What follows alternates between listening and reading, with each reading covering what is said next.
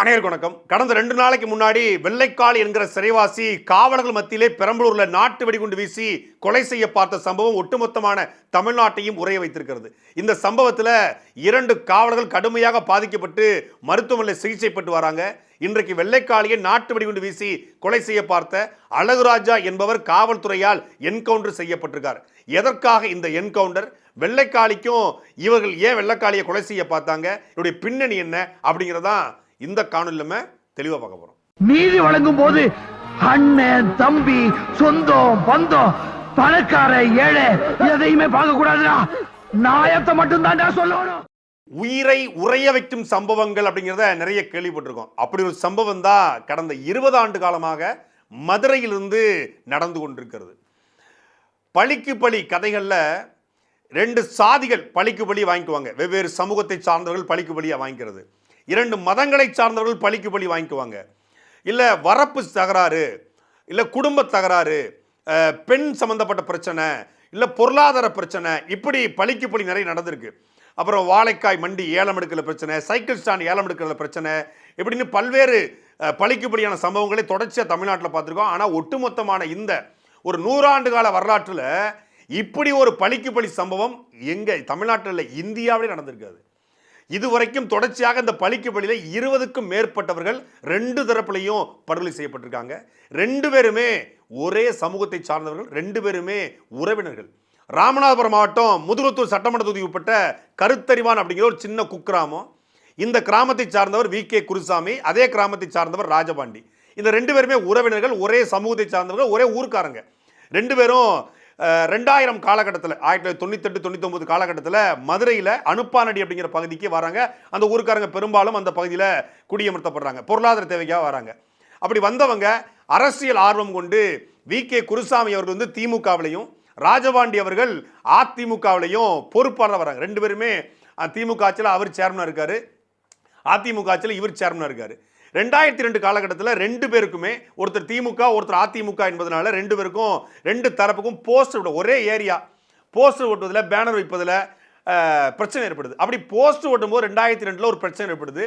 அந்த பிரச்சனை வாய் தகராறு கைகலப்பாக மாறுது. இந்த கைகலப்பில் ராஜபாண்டி, அதாவது அதிமுகவை சார்ந்த ராஜபாண்டி அவருடைய ஆதரவாளர், அவருடைய அண்ணன் மகன் சின்ன முனிஸ் என்கிற முனியசாமியை வி.கே. குருசாமி தரப்பு கொலை செய்கிறாங்க. இதான் முதல் கொலை. இந்த பழிக்கு பழியினுடைய முதல் கொலை சின்ன முனிசு என்கிற முனிசாமி கொலை செய்யப்படுறாரு.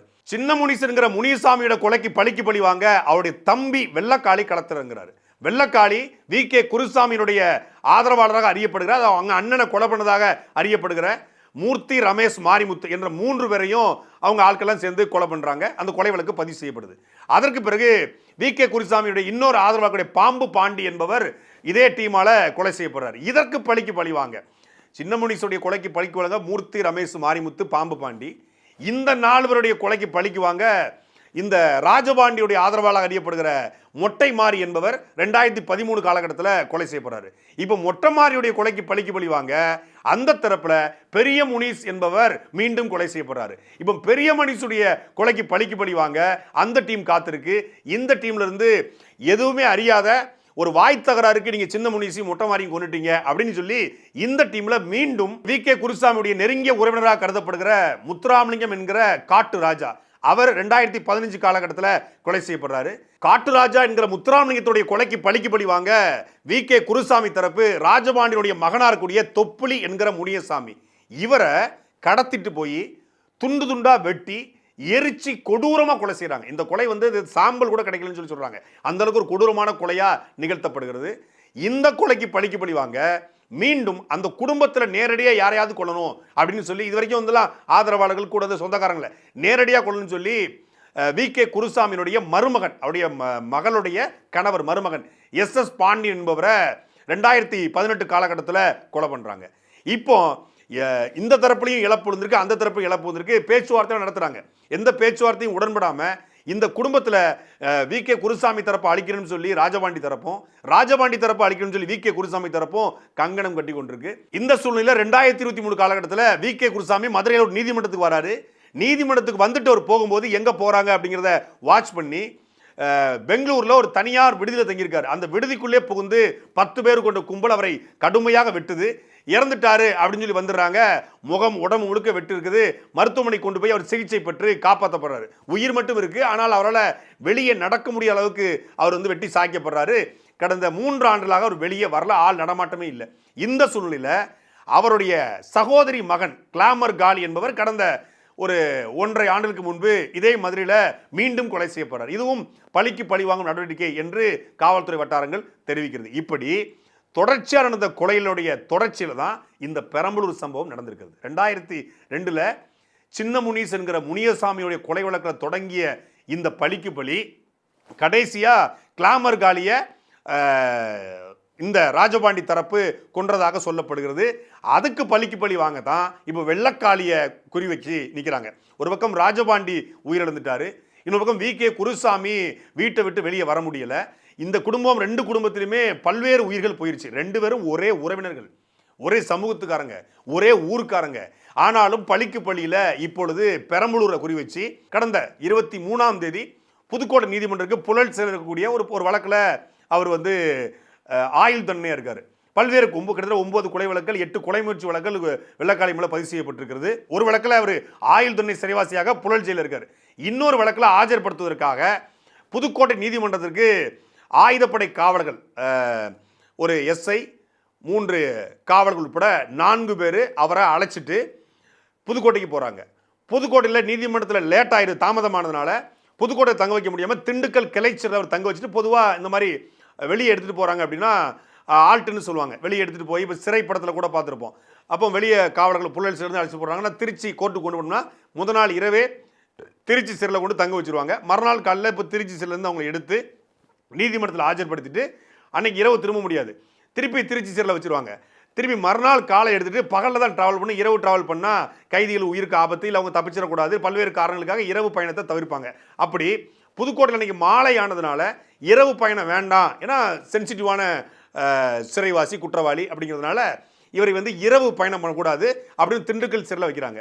திண்டுக்கல்லேருந்து காலையில் அதிகாலையில் அவரை எடுத்துட்டு அங்கேருந்து கிளம்பி பெரம்பலூரில் மதிய உணவை முடிச்சிடலாம் அப்படிங்கிற கணக்கு பண்ணி பெரம்பலூர் திருமாந்துறை அப்படிங்கிற இடத்துல ஒரு சுங்கச்சாவடி பக்கத்தில் ஒரு உணவகத்தில் அவங்க சாப்பிட போயிருக்காங்க. சரியாக ஒரு 1:45 மதியம் பட்ட பகலில் காவல்துறை காவலர்கள் இருக்காங்க, உள்ளே போகிறாரு. கிட்டத்தட்ட 15 பேருக்கு மேலே வாகனங்களில் வந்திருக்காங்க. வந்த உடனே நேரடி எடுத்து வெடிகுண்டை வீசியிருக்காங்க. ஒரு வெடிகுண்டு வெடித்து 2 காவலர்கள் வந்து இப்படி செதறி கிடக்குறாங்க. டக்குன்னு சுதாரித்து கொண்ட SI என்ன பண்ணுறாரு, கையில் வச்சிருந்த துப்பாக்கி எடுத்து அவர் அடிக்கிறாரு. துப்பாக்கி எடுத்து அடித்த உடனே அந்த டீம் வந்து 2 குண்டை வீசிட்டு கலைஞ்சிருது. வெள்ளக்காளி காப்பாற்றப்படுறாரு. வெள்ளக்காளி காப்பாற்றப்படுறாரு. ஆனால் அங்கே 2 காவலர்கள் கடுமையான பாதிப்பு உள்ளாயிருக்காங்க. அதில் ஒரு காவலர் விக்னேஸ்வரன், திருநெல்வேலி தென்காசி மாவட்டம் புளியங்குடியை சார்ந்தவர். அவருடைய காலில் எலும்பு மட்டும்தான் இருந்திருக்கு, சதைகளே இல்லை. இந்த கொத்துக்கறி போட்டால் எப்படி இருக்கும் அது மாதிரி இந்த தொடைக்கு கீழே, அதாவது முட்டிக்கு கீழே முழுக்க முழுக்க கொத்துக்கறி போட்ட மாதிரி சதை பிஞ்சிருச்சு. இவரை பெரம்பலூர் GH கொண்டு போகிறாங்க. அதே போல் மதுரை மாவட்டத்தை சார்ந்த மருதுபாண்டி என்கிற ஒரு காவலர், 2 பேருமே கிரேடு 1, 10 ஆண்டுகள் அதாவது முதல்நிலை காவலர்னு சொல்லுவாங்க, கிரேடு 1 காவலர்கள். அவருக்கும் கையில் அடி. 2 பேருமே கடுமையாக பாதிக்கப்பட்டிருக்காங்க. யாரை கொலை பண்ண வந்தாங்களோ அவருக்கு ஒன்றும் ஆகலை, ஆனால் அவரை காப்பாற்றியது யாரு? காவலர்கள். இந்த காவலர்கள் இல்லைன்னா, இந்த SI இல்லைன்னா இன்னும் 2 குண்டை வீசியிருப்பாங்க. வெள்ளக்காளி அந்த இடத்துல படுகொலை செய்யப்பட்டிருப்பாரு. இப்போ வெள்ளக்காளி மேலே 8 கொலை வழக்கு இருக்கு, 9 கொலை முயற்சி வழக்கு இருக்கு. யாரோ வந்து கொண்டுட்டு போட்டோம் அப்படின்னு இந்த காவலர்கள் ஒதுங்கி இருந்தா அங்கே கொலை பண்ணியிருக்கோம். ஆனால் ஆயுதப்படை காவலர்கள் உண்மையான ரியல் ஹீரோக்கள் என்பதை அங்கே நிரூபிச்சிருக்காங்க. இன்னைக்கு வந்து எத்தனையோ போலீஸ் அதிகாரிகளை பாராட்டுறோம், எத்தனையோ காவல்துறை உயர் அதிகாரிகளை பாராட்டுறோம், அவங்களுடைய சாதனைகளை பாராட்டுறாங்க. ஆனால் உண்மையிலேயே இந்த இடத்துல அவர் கொலை குற்றவாளியாக இருக்கலாம், கொடும் குற்றவாளியாக இருக்கலாம், அவர் மேலே கொலை வழக்கு இருக்கலாம், அதெல்லாம் பிரச்சனை இல்லை. சிறையிலிருந்து ஒருத்தரை எடுக்கும்போது அவங்கள பொறுத்தளவுக்கு அவர் சிறைவாசி. அவர் குற்றம் செஞ்சிருக்காரா குற்றம் செய்யலையா என்பதை நீதிமன்றம் தான் பார்த்துக்கணும். அந்த சிறையிலிருந்து நீதிமன்றத்தில் நிறுத்தி நீதிமன்றத்திலிருந்து சிறைக்குள்ள கொண்டு போய் விடுறது வரைக்கும் மொத்த பொறுப்பும் யாருடையதுன்னா ஆயுதப்படை காவலர்களுடையது. எஸ்கார்ட் எடுக்கிறது அவங்கள பொறுத்த வரைக்கும் பாதுகாப்பு. அப்போ அந்த பாதுகாப்பை முழு மூச்சா பண்ணியிருக்காங்க. அந்த பணியில் இருந்த ஆயுதப்படை காவலர் அத்தனை பேருக்குமே நம்முடைய ராயல் சல்யூட். குற்றவாளி தான். ஆனாலும் அந்த இடத்துல அந்த உயிர் போயிடக்கூடாது. அவங்களை காக்க என் உயிரை கூட கொடுப்பேன்னு சொல்லி அந்த 2 பேர் விக்னேஸ்வரன், மருதுபாண்டி 2 பேரும் கடுமையாக பாதிக்கப்பட்டிருக்காங்க. இது அது இல்லை மேட்ருங்க. 2 பேரையும் பெரம்பலூர் கொண்டு போயிடுறாங்க. மருதுபாண்டிக்கு சிறு காயங்கள் கையில். இந்த விக்னேஸ்வரனுக்கு கால் செதஞ்சிருச்சு. 1.5 மணி நேரமாக பெரம்பலூர் ஜிஹெச்சில் எந்த விதமான ட்ரீட்மெண்ட்டும் கொடுக்கப்படலை. வெறும் ட்ரிப்ஸ் மட்டும் தான் போயிருக்காங்க. பிளட்டு வந்து ரத்தம் ஓடிக்கிட்டு இருக்கு. வெறும் ட்ரிப்ஸ் போட்டு பதபரப்பாயிடுச்சு. அதற்கப்புறம் அப்பல்லோ மருத்துவமனை கொண்டு போயிருக்காங்க. அப்பல்லோ மருத்துவமனையில் கடந்த 24ஆம் தேதி மாலையிலிருந்து 25, 26 இந்த 2 நாட்கள் அவருக்கு முழுமையான சிகிச்சை கொடுத்து நேற்று காலையில் தான் அவருக்கு ஒரு அறுவை சிகிச்சை பண்ணி தொடையிலிருந்து வெட்டி சதை எடுத்து அங்கே வச்சு, தொடையிலிருந்து வெட்டி ஸ்கின் எடுத்து அங்கே வச்சு ஒரு பிளாஸ்டிக் சர்ஜரி மாதிரி பண்ணியிருக்காங்க. இந்த சதை, இந்த தொடையிலிருந்து வெட்டி எடுக்கப்பட்ட சதை இந்த எலும்போடு ஒட்டி கொள்ளுமா ஒட்டி கொள்ளாதங்களை உறுதிப்படுத்த முடியாது. செல்லு ஒருவேளை செத்து போச்சுன்னா அது அந்த சதை அழுகி போகிறதுக்கும் வாய்ப்பு இருக்குது. அழுகி போச்சுன்னா காலை வெற்ற நிலைமை கூட தள்ளப்படலாம். எங்களால் உறுதி கொடுக்க முடியாது. அது வந்து மருத்துவர் சொல்லுவாங்க இல்லையா, கடவுள் மேலே பாரத்தை போட்டு நாங்கள் பண்ணுறோன்னு பண்ணியிருக்காங்க. இந்த முழு செலவையும் இந்த குடும்பம் தான் ஏற்றுக்குச்சு. ஒரு இடத்துல ஒரு சம்பவம் நடக்குது. அது வந்து அங்கே நல்லவன் கெட்டவெல்லாம் தாண்டி அவங்க அந்த பணியை சிறப்பாக செஞ்சுருக்காங்க. உண்மையிலே தமிழக அரசு அவங்கள கௌரவிக்கணும், அவங்கள பாராட்டணும். இப்போ இந்த இடத்துல ஒரு எம்எல்ஏவை கொண்டு போய் அவங்க பாதுகாத்துருந்தாங்கன்னா கொண்டாடிப்பாங்க. இந்த இடத்துல வேற ஒரு நபர் இருந்தவங்க பாதுகாத்துருந்தா கொண்டாடிப்பாங்க. கொண்டு போனது குற்றவாளி, சிறைவாசி, அவர் மேலே கொலை வழக்கு இருக்கு, அவரை போய் காப்பாற்றுறது அரசு கொண்டாடலையா? இல்லை இதை ஒரு சம்பவமாகவே அரசு கருதலையா? ஒரு ஆண் டூட்டியில் பட்டப்பகல் 1:30 மணிக்கு காவலர்களை, அதாவது அவன் வந்து வெள்ளக்காளியை குறி வச்சதை விட அங்கே காவலர்கள் இருக்காங்க, அவங்களுக்கும் உயிர் இருக்குல்ல, அவங்களுக்கு குடும்பத்தார் இருக்குல்ல, விக்னேஸ்வருக்கு 2 பிள்ளை இருக்குல்ல, மருதுபாண்டிக்கு பிள்ளை இருக்குல்ல, அந்த எஸ்ஐக்கு பிள்ளை இருக்குல்ல. எஸ்ஐ துணிகரமாக செயல்பட்டு துப்பாக்கி எடுத்து சுட போய் தான் சம்பவம். இல்லைன்னா ஒட்டுமொத்தமான போலீஸ், 4 போலீஸ், ஹோட்டல் ஓனர், அங்கே இருக்க சர்வெண்ட், வெள்ளக்காளி எல்லாரும் செத்துருப்பாங்க. 10 பேர் குறைஞ்சபட்சம் அந்த இடத்துல படுகொலை செய்யப்பட்டிருப்பாங்க. இந்த 10 பேர் படுகொலை செஞ்சிருந்தா அரசு இப்படி தான் மௌனமாக இருக்குமா, அமைதியாக இருக்குமா? ஒருவர் ஒரு டூட்டியில் இறந்து போயிட்டா 1 கோடி ரூபாய் நிவாரணம் அறிவிப்போம் என்று அரசு சொல்லுது. செத்து போன பிறகு 1 கோடி கொடுத்து அப்புறம் இருக்கட்டும். உயிரோடு இருக்கும்போது முழு செலவையும் நாங்கள் ஏற்றுக்கொள்கிறோம். நீங்கள் அந்த பையனுக்கு காலை மீட்டு கொண்டு வாங்க, டூட்டியில் வந்து கடமை தவறாமல் இருந்திருக்காரு அப்படின்னு இருக்கணும். இதில் இந்த எஸ்ஐ ராமச்சந்திரன் துணிச்சலா வீரமாக செயல்பட்டிருக்காரு. அவர் மட்டும் துப்பாக்கி எடுத்து சுடாமல் இருந்திருந்தாருன்னா கிட்டத்தட்ட 10 உயிரே போயிருக்கும். மிகப்பெரிய அசம்பாவிதம் நிகழ்ந்திருக்கும். ஏன்னா வர்றவன் வந்து துப்பாக்கி வச்சிருந்தானா, வெடிகுண்டு வச்சிருந்தானா யாருக்கும் தெரியாது. ஆனாலும் எது நடந்தாலும் பரவாயில்ல, நம்ம நம்பியிருக்கக்கூடிய ஆட்களை காப்பாற்றணும். அவர் தலைமையில், எஸ்ஐ ராமச்சந்திரன் தலைமையில் தான் அந்த ஆயுதப்படை டீம் போகுது. அதனால் அவர் எடுத்து சுடுறாரு. அதுக்கப்புறமும் அவங்க வாகனத்தை விரட்டி போயிருக்காங்க, ஆனால் வாகனத்தை பிடிக்க முடியல. அதுக்கப்புறம் தான் இவர் மருத்துவமனைக்கு மருதுபாண்டியும் விக்னேஸ்வரனும் கொண்டு செல்லப்படுறாங்க. இப்போ அப்போலோ மருத்துவமனைக்கு முடிஞ்சு இப்போ கோவையில் இருக்கக்கூடிய ஒரு தனியார் மருத்துவமனைக்கு அவங்க மேல் சிகிச்சைக்காக அனுப்பப்பட்டிருக்காங்க. இதுவரைக்கும் அந்த குடும்பம் செலவு பண்ணிக்குது. அப்போலோ மருத்துவமனையில் மட்டும் 1.25 லட்சம் ரூபாயை பெரம்பலூரை சார்ந்த காவல்துறை அதிகாரிகள் கொடுத்துருக்காங்க. ஆனால் அரசு தரப்புல இருந்து இதுவரைக்கும் ₹1 நிவாரணம் இந்த காவலர்களுக்கு அறிவிக்கப்படலை. ஒரு அறிக்கை கூட அரசு தரப்புல போடல. தமிழ்நாடு முதலமைச்சர் அவர்கள் நேற்று மகளிரணி மாநாட்டுக்காக தஞ்சாவூர் போறாரு. ஒருவேளை திருச்சி வானூர்தி நிலையத்திலிருந்து இந்த அப்போலோ மருத்துவமனை வழியாகத்தான் அவர் போகணும். அப்போலோ மருத்துவமனை வழியாக போகும்போது உறவினர்களோ இல்லை யாரும் முதலமைச்சர் போய் இந்த கோரிக்கை வச்சிடக்கூடாது, இல்லை முதலமைச்சர் வாகனத்தை மறிச்சிடக்கூடாது, முதலமைச்சர் செய்தி கேள்விப்பட்டு இந்த பக்கம் வந்துடக்கூடாது என்பதற்காக அவசரமாக நேற்று காலையில் காவல்துறை பிரஷர் போட்டு அடிபட்டு கிடக்கிறவன், குத்துயிரும் கொலையுமா கிடக்கிறவன் காவலர், 12 ஆண்டுகள் சர்வீஸ் முடிச்சவன், அவங்க குடும்பத்திலையும் பல காவலர் இருக்காங்க. ஆனாலும் காவல்துறையை போய் அவசரமாக ப்ரெஷர் கொடுத்து நீங்கள் வந்து கோயம்புத்தூருக்கு போங்க, அப்பல்லோவில் வேணாம் கோயம்புத்தூருக்கு போங்க அப்படின்னு ப்ரெஷர் கொடுத்துருக்காங்க. அப்போ முதலமைச்சருக்கு இது செய்தி தெரியக்கூடாது நினைக்கிறாங்களா, இல்லை முதலமைச்சர் தெரிஞ்சு அவர் எதுவும் உதவி பண்ணிடக்கூடாது நினைக்கிறாங்களா, இல்லை இது வந்து முதலமைச்சர் தெரிஞ்சால் சென்சிட்டிவாக மாறிடக்கூடாது அப்படின்னு நினைக்கிறாங்களா? எதை மூடி மறைக்க பார்க்குறாங்க? ஒருத்தர் ஒரு டூட்டியில் செத்து போனால் 1 கோடி கொடுக்கக்கூடிய ஒரு அரசாங்கம் குறைந்தபட்சம் முழு செலவு என்ன செலவாயிட போகுது? இல்லைங்க அரசு மருத்துவமனையில் உயர் சிகிச்சை தரோம், சென்னை கொண்டு வாங்க, நாங்கள் பார்த்துக்குறோம், அவரை நடக்க வைக்கிறது எங்கள் பொறுப்பு அப்படிங்கிற உறுதிப்பாட்டை கொடுக்க வேண்டியதுன்னு ஒரு அரசின் கடமை, ஒரு காவல்துறையின் கடமை. 19 ஸ்டேட்மெண்ட் வச்சிருப்பாங்க, நீங்கள் இன்சூரன்ஸ் கிளைம் பண்ணிக்கோங்க, எல்லாருக்கும் இன்சூரன்ஸ் இருக்கு, இன்சூரன்ஸ் எப்போ அப்ளை பண்ணி எப்போ கிளைம் பண்ணி வருது, இன்சூரன்ஸ் கிளைம் பண்ணி வருதுன்னா முதல்ல பணத்தை கட்டணும்ல. ஒரு நாளைக்கு குறைந்தபட்சம் 1 லட்ச ரூபா 2 லட்ச ரூபா செலவாகுது. ஒரு சர்ஜரி அப்படின்னு போனால் 3 லட்சத்துலேருந்து 6 லட்ச ரூபா. அவருக்கு நல்ல வேளை எலும்பு பெருசாக பாதிப்பு இல்லை, சதைகள் முழுக்க பாதிக்கப்பட்டிருக்கு. இது மீட்டு கொண்டு வந்து அவர் நடக்கிறது என்பது எவ்வளவு பெரிய விஷயம். ஒரு காவலுடைய, ஒரு சக ஊழியருடைய உயிரை பாதுகாக்க வேண்டியது, அவருக்கு ஒரு உயிருக்கு ஒரு ஆபத்துனா அந்த குடும்பத்திற்கு ஆதரவாக நிற்க வேண்டியது அரசினுடைய கடமை. குறைந்தபட்சம் நாங்கள் வந்து ஒரு குடும்பத்துக்கு நீங்கள் வந்து 50 லட்ச ரூபா பணம் தரோம் அப்படின்னு சொல்லும்போது அந்த குடும்பம் ஒரு சரி பொருளாதார தேவையை சரி பண்ணிட்டாங்க, இந்த காலை காப்பாற்றிடலாம் அப்படின்னு நம்பிக்கை பிறக்கும். சரி இன்னைக்கு வெள்ளக்காளிக்கு அவங்க எஸ்கார்டு போனாங்க, நாளைக்கு எம்எல்ஏக்கு எஸ்கார்டு போடுவாங்க, எம்பிக்கு எஸ்கார்டு போவாங்க, ஏன் சிஎம்க்கு எஸ்கார்டு போவாங்க, யாருக்கு வேணாலும் அவங்க எஸ்கார்டு பாதுகாப்புக்கு போவாங்க. இன்னைக்கு நீங்கள் இந்த இடத்துல உதவி செய்யலைன்னா நாளைக்கு அந்த காவலருக்கு ஒரு முக்கியமான ஒரு ஆள் ஒரு அரசியல் கட்சி தலைவரையோ இல்லை ஒரு எம்எல்ஏவோ எம்பியோ யாருக்கும் நடக்கக்கூடாது. ஒருத்தருக்கு ஒரு பகை முயற்சியில் எவனோ ஒருத்தன் கொல்ல வரான், ஒரு வெடிகுண்டை வீசுறான், இல்லை துப்பாக்கி சுட வரான், அவங்க எப்படி இருப்பாங்க? எப்போ நமக்கு எதுக்கு பிரச்சனை? இப்படி தான் வெள்ளக்காளியை காப்பாற்ற போன விக்னேஸ்வரனுக்கும் மருதுபாண்டிக்கும் யாருமே உதவி செய்யலை, அவங்க ட்ரீட்மெண்ட்டுக்கு அவங்க தான் செலவு பண்ணாங்க, குடும்பத்தை வந்து நடுத்தல் நின்றுட்டு இருக்கு, நம்ம எதுக்கு செய்யணும்? ஒதுங்க மாட்டாங்களா? ஒதுங்க மாட்டாங்க, துணிஞ்சு நிற்பாங்க. ஆனாலும் அப்படி ஒரு எண்ணம் வருமா வராதா? அதனால தமிழ்நாடு அரசு, தமிழ்நாடு முதலமைச்சர் உடனடியாக இதில் தலையிட்டு விக்னேஸ்வரன் அவர்களுடைய குடும்பத்தாருக்கு குறைந்தபட்சம் 50 லட்சம் ரூபாய் நிதி கொடுக்கணும். அவரை மீண்டும் நடக்க வைப்பது தமிழக அரசு பொறுப்பேற்க வேண்டும். இந்த சம்பவத்தில் இந்த பக்கம் காவலர்கள் பாதிக்கப்பட்டிருக்காங்க, இன்னொரு பக்கம் பார்த்தீங்கன்னா காவல்துறை என்கவுண்டரில் ஈடுபட்டிருக்கு. இது தமிழ்நாடு திமுக ஆட்சிக்கு வந்து 24வது என்கவுண்டர்.